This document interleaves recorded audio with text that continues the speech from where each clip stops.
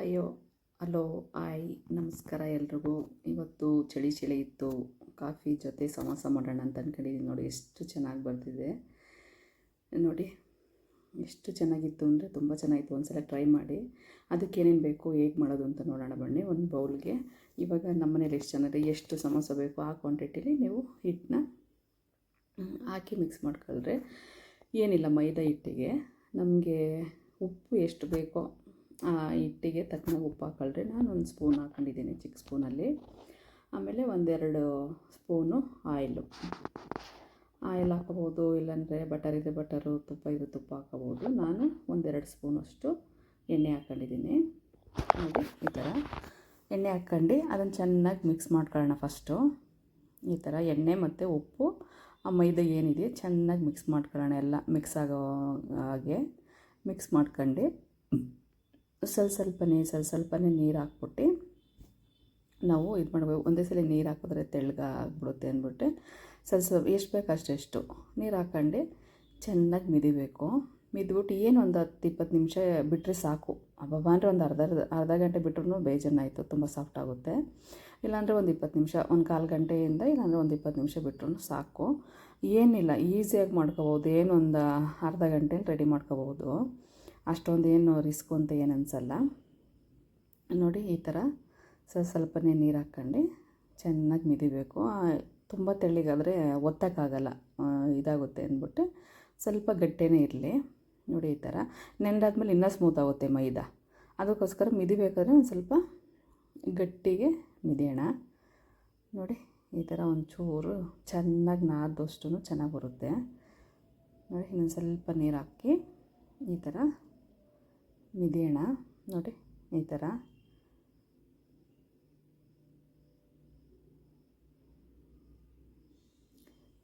ಕೆಳಗಡೆ ಹಿಟ್ಟೆಲ್ಲ ಇದೆಯಲ್ಲ, ಅದಕ್ಕೆ ಮತ್ತೆ ನೀರು ಹಾಕೋದು ಬೇಡ, ಫುಲ್ ಇದಾಗುತ್ತೆ. ಒಂದು ಸ್ವಲ್ಪ ಗಟ್ಟಿಗೆ ಇದು ಮಾಡಿದ್ರೆ ಆ ಹಿಟ್ಟೇ ಎಳ್ಕೊಳುತ್ತೆ ಹಸಿಟ್ಟನ್ನೆಲ್ಲ. ನೋಡಿ ಈ ಥರ ಚೆನ್ನಾಗಿ ಮಿದ್ಬಿಟ್ಟು ಕೊನೆಗೆ ಒಂದು ಸ್ವಲ್ಪ ಎಣ್ಣೆನ ಕೈಗೆ ಮಿಕ್ಸ್ ಮಾಡ್ಕೊಂಡು ಇದು ಮಾಡ್ಬೋದು. ಇಲ್ಲ ಮೈದಾದಲ್ಲೇ ನಾವು ಎಣ್ಣೆ ಹಾಕಿದ್ವಲ್ಲ ಫಸ್ಟು, ಕೈಗೇನು ಜಾಸ್ತಿ ಅಂಟಲ್ಲ ಅಂತಂದರೆ ಅದು ಮಿದಿತ ಎಲ್ಲ ಕೈಲಿರೋದೆಲ್ಲ ಬಿಟ್ಕೊಳ್ಳುತ್ತೆ, ಅದೇನೋ ಇದೇನಾಗಲ್ಲ. ನೋಡಿ ಈ ಥರ ಮಿದ್ಕೊಂಡಾದ್ಮೇಲೆ ಒಂದೇ ಒಂದು ಡ್ರಾಪ್ ಅಷ್ಟು ಕೈಗೆ, ಏಕೆಂದರೆ ಅದು ಅಂಟಬಾರ್ದು ಅಂತಂದ್ಬಿಟ್ಟು, ನಮ್ಮ ಕೈಗೆ ಆಗಬಾರ್ದು ಅಂತಂದ್ಬಿಟ್ಟು ಈ ಥರ ಎಣ್ಣೆ ಹಾಕ್ಬಿಟ್ಟು ನೀಟಾಗಿ ಅದನ್ನು ಎಲ್ಲ ಮಿಕ್ಸ್ ಮಾಡಿ ಮೇಲೆ ಒಂದು ಪ್ಲೇಟ್ ಆದರೂ ಮುಚ್ಚಿ, ಇಲ್ಲಾಂದರೆ ಒಂದು ಕಾಟನ್ ಬಟ್ಟೆನಾದರೂ ಮುಚ್ಬೋದು. ಅದರಲ್ಲೇನು ಅಷ್ಟೊಂದು ಇದೇನಂತ ಅನಿಸಲ್ಲ. ನೋಡಿ ಈ ಥರ ಮುಚ್ಚಾದ್ಮೇಲೆ ನಮಗೆ ಇವಾಗ ಏನು ಬೇಕೋ, ಇವಾಗ ಈರುಳ್ಳಿ ಸಮೋಸನೋ ಆಲೂಗೆಡ್ಡೆ ಸಮೋಸನೋ ನಿಮ್ಗೆ ಯಾವ ಥರ ಒಳಗಡೆ ಹಾಕ್ತೀವಲ್ಲ ಅದು ಯಾವುದು ಬೇಕೋ ಅದನ್ನು ಮಾಡ್ಕೋಬೋದು. ನಾನು ಇವತ್ತು ಆಲೂಗೆಡ್ಡೆ ಏನೂ ಹಾಕ್ತಾಯಿಲ್ಲ, ಈರುಳ್ಳಿ ಅಷ್ಟೇ. ಈರುಳ್ಳಿ ನನ್ನ ಮಗನ ತುಂಬ ಇಷ್ಟ ಅಂದ್ಬಿಟ್ಟು ಬರೀ ಈರುಳ್ಳಿ, ಹಸಿಮೆಣ್ಸಿನ್ಕಾಯಿ, ಕರಿಬೇವಿನ ಸೊಪ್ಪು, ಕೊತ್ತಂಬರಿ ಸೊಪ್ಪು, ಚಿಲ್ಲಿ ಪೌಡ್ರು, ಸ್ವಲ್ಪ ಧನಿಯಾ ಪೌಡ್ರು, ಮೆಣಸಿನ್ಕಾಯಿ, ಅರಿಶಿಣದ ಪುಡಿ, ಪೆಪ್ಪರ್ ಪೌಡ್ರು, ಇಷ್ಟೇ ನಾನು ಹಾಕ್ತಾಯಿರೋದು. ಕೊತ್ತಂಬರಿ ಸೊಪ್ಪು ಮತ್ತು ರುಚಿಗೆ ತಕ್ಕಷ್ಟು ಉಪ್ಪು. ಇನ್ನೇನು ನಾನು ಮಿಕ್ಸ್ ಮಾಡ್ತಾಯಿಲ್ಲ. ಮತ್ತು ಒಬ್ಬೊಬ್ರು ಅವಲಕ್ಕಿ ಹಾಕ್ತಾರೆ, ನಾನು ಅವಲಕ್ಕಿನೂ ಮಿಕ್ಸ್ ಮಾಡ್ತಾಯಿಲ್ಲ. ನೋಡಿ ಅದೇ ಥರ ನಾನು ಮಾಡ್ಕೊಳ್ತೀನಿ. ನೋಡಿ ಇವಾಗ ಎರಡು ಸ್ಪೂನ್ ಅಷ್ಟೇ ಎಣ್ಣೆ ಹಾಕೊಂಡು ಈರುಳ್ಳಿ ಇದೆಯಲ್ಲ, ಈರುಳ್ಳಿ, ಹಸಿಮೆಣ್ಸಿನ್ಕಾಯಿ ಮತ್ತು ಕರಿಬೇವಿನ ಸೊಪ್ಪು ಸಣ್ಣಗೆ ಹಚ್ಚಿ, ನೋಡಿ ಈ ಥರ ಸಣ್ಣಗೆ ಹಚ್ಚಾದ್ಮೇಲೆ ಅದನ್ನು ಚೆನ್ನಾಗಿ ನಿಧಾನಕ್ಕೆ ಎಣ್ಣೆಲಿ ಫ್ರೈ ಮಾಡ್ಕೋಬೇಕು. ಸಣ್ಣಕ್ಕೆ ಅದು ಫ್ರೈ ಮಾಡ್ಕೊಂಡು ನಿಧಾನ, ಅಂದರೆ ಉರಿ ಜಾಸ್ತಿ ಮಾಡಿದಷ್ಟು ಸೀದೋಗೋ ಚಾನ್ಸಸ್ ಇದೆ. ನಮಗೆ ಸೀಲೂಬಾರ್ದು, ಈ ಕಡೆಗೆ ತುಂಬ ಬೇಯಲೂಬಾರ್ದು. ಒಂದು ಅರ್ಧ ಅಂದರೆ ಬಾಯಿಗೆ ಸಿಕ್ಕಿದಾಗ ಅದು ಅಗ್ದಾಗ ಒಂಚೂರು ಅದು ಏನಪ್ಪ ಫ್ಲೇವರ್ ಇರ್ಬೋದು, ಆ ರುಚಿ ಇರ್ಬೋದು, ಹಂಗೆ ಸಿಗಬೇಕು ಅದಕ್ಕೆ, ಆಯಿತಾ. ಫುಲ್ಲು ನಮಗೆ ಚೆನ್ನಾಗಿ ಎಣ್ಣೆಲಿ ಹುರಿದ್ಬಿಟ್ರೆ ಅದು ಆ ಥರ ಸಿಗಲ್ಲ. ಅದಕ್ಕೋಸ್ಕರ ನಮಗೆ ಲೈಟಾಗಿ ಇದು ಮಾಡ್ಕೋಬೇಕು. ನಮಗೇನು ಅಷ್ಟೆಲ್ಲ ಫ್ರೈ ಮಾಡ್ಕೊಂಡು ಇದು ಮಾಡೋವಂಥ ಅವಶ್ಯಕತೆ ಇಲ್ಲ. ನೋಡಿ ಈ ಥರ ನೀಟಾಗಿ ಸ್ವಲ್ಪ ಉಪ್ಪು ಹಾಕಿ ನಮ್ಗೆ ನಿಧಾನ ಉರಿಲಿ. ಇದು ಬೇಯೋದೇ ಒಂದು ಸ್ವಲ್ಪ ಲೇಟ್ ಆಗೋದು ಅಷ್ಟೇ, ಇನ್ನು ಮಿಕ್ಕಿದೇನು ಲೇಟ್ ಆಗೋಲ್ಲ.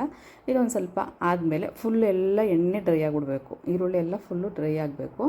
ಆ ಥರ ಆಗೋವರೆಗೂ ನಾವು ಸ್ವಲ್ಪ ಎಣ್ಣೆಲಿ ಹುರ್ಕೋಬೋದು. ಇವಾಗ ಏನು ಮಸಾಲೆ ಹಾಕಿ ಚೆನ್ನಾಗಿ ಫ್ರೈ ಮಾಡ್ಕೊಳ್ಳೋಣ, ಆಯಿತಾ. ಚೆನ್ನಾಗಿ ಫ್ರೈ ಮಾಡ್ಕೊಂಡಾದ್ಮೇಲೆ ಅದು ಎಣ್ಣೆ ಅಂಶ ಎಲ್ಲ ಹೋಗುತ್ತೆ. ಅದೇನು ತಿರ್ಗಾ ಮತ್ತೇನು ಬಿಟ್ಕೊಳಕ್ಕೆ ಹೋಗಲ್ಲ. ಯಾಕೆಂದರೆ ಒಬ್ಬರು ಕಡಲೆ ಹಿಟ್ಟು ಹಾಕ್ತಾರೆ, ಒಬ್ಬರ ಮೇಲೆ ಇದು ಅವಲಕ್ಕಿ ಹಾಕ್ತಾರೆ, ನಾನು ಏನೂ ಹಾಕಿಲ್ಲ. ಅದಕ್ಕೋಸ್ಕರ ಹೇಳ್ತಿರೋದು. ಅದು ಎಣ್ಣೆ ಅಂಶ ಎಲ್ಲ ಹೋದ್ಮೇಲೆ ನಿಜವಾಗ್ಲೂ ಅದೇನು ಅನಿಸಲ್ಲ. ಇವಾಗ ಲಾಸ್ಟಿಗೆ ಕೊತ್ತಂಬರಿ ಸೊಪ್ಪು ನಾನು ತೊಳೆದು ಹಚ್ಚಿಟ್ಕೊಂಡಿದ್ದೀನಿ. ಇದನ್ನೆಲ್ಲ ಹಾಕ್ಕೊಂಡು ಮಿಕ್ಸ್ ಆದಮೇಲೆ ನೋಡಿ, ನೀರು ಒಂದು ಡ್ರಾಪ್ ಇಲ್ಲ. ಆಮೇಲೆ ಎಣ್ಣೆನೂ ಅಷ್ಟೇ, ನಿಜವಾಗ್ಲೂ ಎಣ್ಣೆ ಏನಿಲ್ಲ, ಫುಲ್ಲೆಲ್ಲ ಡ್ರೈ ಆಗೈತೆ. ಫುಲ್ಲೆಲ್ಲ ಡ್ರೈ ಆಗೋವರೆಗೂ ನಾನು ಸಣ್ಣ ಉರಿಲಿ ಎಲ್ಲ ಫ್ರೈ ಮಾಡ್ಕೊಂಡಿದ್ದೀನಿ. ಯಾಕೆಂದರೆ ಇದೇ ಮೇಯ್ನ್ ಇರೋದು ಸಮೋಸಕ್ಕೆ, ಸ್ಟೆಪ್ಪಿಂಗೇ ಮೇಯ್ನ್ ಇರೋದು. ಅದಕ್ಕೆ ನೋಡಿ, ಒಂದು ಡ್ರಾಪು ಆಗಿರಲಿ, ಒಂಚೂರು ಎಣ್ಣೆ ಆಗಿರಲಿ, ನೀರಾಗಿರಲಿ, ಏನು ಅಂಶವೂ ಇಲ್ಲ, ಫುಲ್ಲೆಲ್ಲ ಡ್ರೈ ಮಾಡ್ಕೊಂಡಿದ್ದೀನಿ. ಆಯಿತಾ, ಇದು ಇವಾಗ ರೆಡಿ ಆಗೈತೆ. ನಾವು ಸೈಡ್ಗೆ ಎತ್ತಿಟ್ಕೊಳ್ಳೋಣ. ಇವಾಗ ಇಷ್ಟೇ, ಇದೊಂದು ಸ್ವಲ್ಪ ವರ್ಷಕ್ಕೆ ನಾವು ಹಿಟ್ಟು ಮಿದ್ದಿಟ್ಟಿದ್ನಲ್ಲ, ಅದು ಫುಲ್ ಸಾಫ್ಟ್ ಆಗಿದೆ. ಒಂದು 15 ನಿಮಿಷ 20 ನಿಮಿಷ ಆಗಿದೆ, ಸಾಕು. ಇವಾಗ ನಾವು ತವ ಇಟ್ಕೊಳ್ಳೋಣ.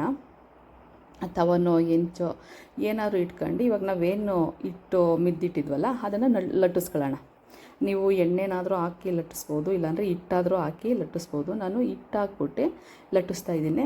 ಇವಾಗ ಜಾಸ್ತಿ ದೊಡ್ಡಕ್ಕೆ ಲಟ್ಟಿಸ್ಕೊಳ್ಳೋಣ. ಅದನ್ನು ಕ್ಲೀನಾಗಿ ಕಟ್ ಮಾಡಿ ಒಂದು ಸೈಡು ಬೇಯಿಸ್ಕೊಳ್ಳೋಣ ಲೈಟಾಗಿ.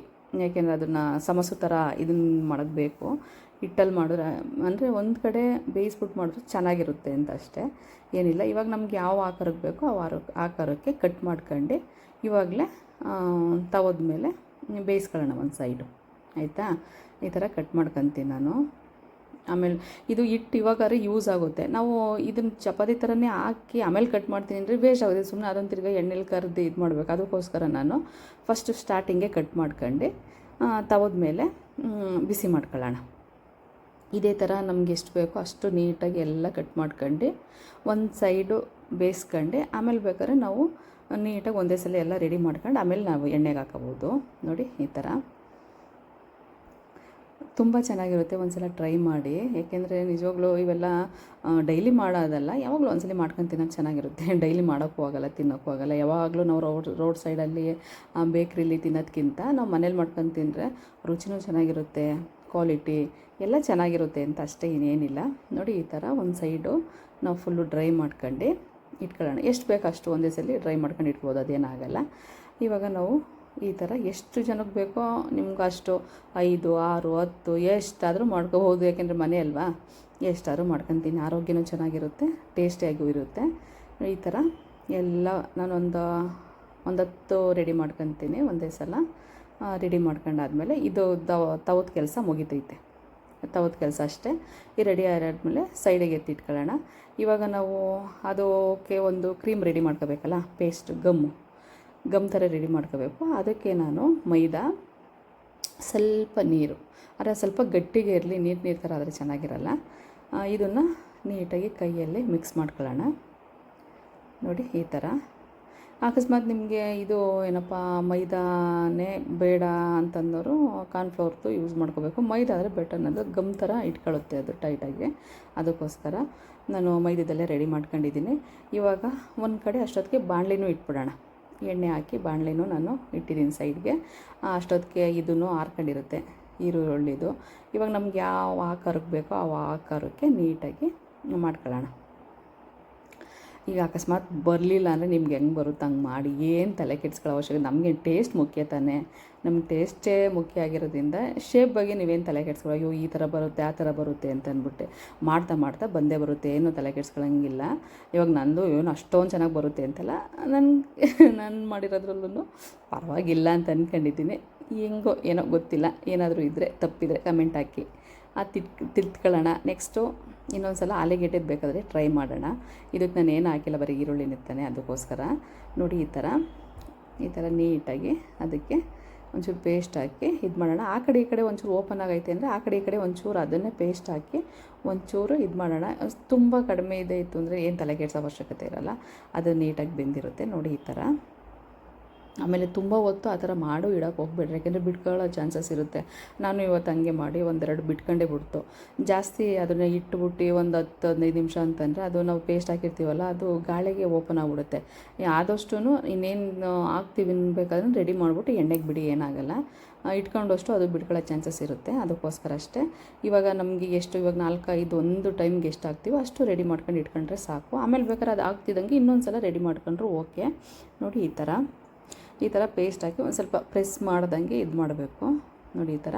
ಆ ಕಡೆ ಈ ಕಡೆ ಸೈಡಲ್ಲಿ ಇತ್ತು ಅಂತಂದರೆ ಅದನ್ನು ಹಂಗೆ ಬಿಟ್ಬಿಡಿ, ಪರವಾಗಿಲ್ಲ. ಅದು ತಿನ್ನೋಕೆ ತುಂಬ ಚೆನ್ನಾಗಿರುತ್ತೆ. ಎಣ್ಣೆಲಿ ಕರೆದಾದ್ಮೇಲೆ ಕರಮ್ ಅಂದ್ಬಿಟ್ಟು ಚೆನ್ನಾಗಿರುತ್ತೆ. ಅದನ್ನು ಕಟ್ ಮಾಡೋದಾಗಿರಲಿ ಇನ್ನೊಂದಾಗಿರಲಿ ಏನು ಮಾಡೋಕ್ಕೆ ಹೋಗ್ಬೇಡ್ರಿ. ಆ ಸ್ಟೆಪ್ಪಿಂಗಿಗೆ ಆಯಿತು ಅಷ್ಟು ಮಾತ್ರ ಕ್ಲೋಸ್ ಮಾಡಿ ಆ ಕಡೆ ಈ ಕಡೆ ಬಿಟ್ಟರು ತುಂಬ ಚೆನ್ನಾಗಿರುತ್ತೆ. ಅದಕ್ಕೆ ನಾನೇನು ಕಟ್ ಮಾಡೋಕ್ಕೆ ಹೋಗಿಲ್ಲ, ಏನಿಲ್ಲ, ಅದನ್ನು ಹಂಗೆ ಬಿಟ್ಟಿದ್ದೀನಿ.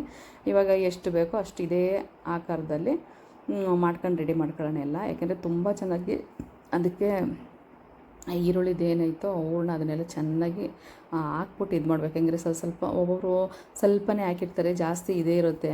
ತಿನ್ಬೇಕಾದ್ರೆ ಅಷ್ಟು ಇದು ಮಾಡಿಸಲ್ಲ. ಯಾಕೆಂದರೆ ನಾನು ಇವತ್ತು ಅದ್ರ ತುಂಬಾ ಹಾಕ್ತಾಯಿದ್ದೀನಿ. ಯಾಕೆಂದರೆ ಒಳಗಡೆ ಪ್ರೆಸ್ ಮಾಡಿ ತುರುಕ್ತಾಯಿದ್ದೀನಿ. ಯಾಕೆಂದರೆ ತುಂಬ ಚೆನ್ನಾಗಿರುತ್ತೆ ತಿನ್ನೋಕ್ಕೆ. ಇವಾಗ ಮೈದದ್ದು ಬರೀ ತಿನ್ನೋದಕ್ಕಿಂತ ಈರುಳ್ಳಿ ಇದು ಸಿಗ್ತಾಯಿದ್ರೆ ಬಾಯಿಗೆ ಏನೋ ಒಂಥರ ಚೆನ್ನಾಗಿರುತ್ತೆ ಅದು.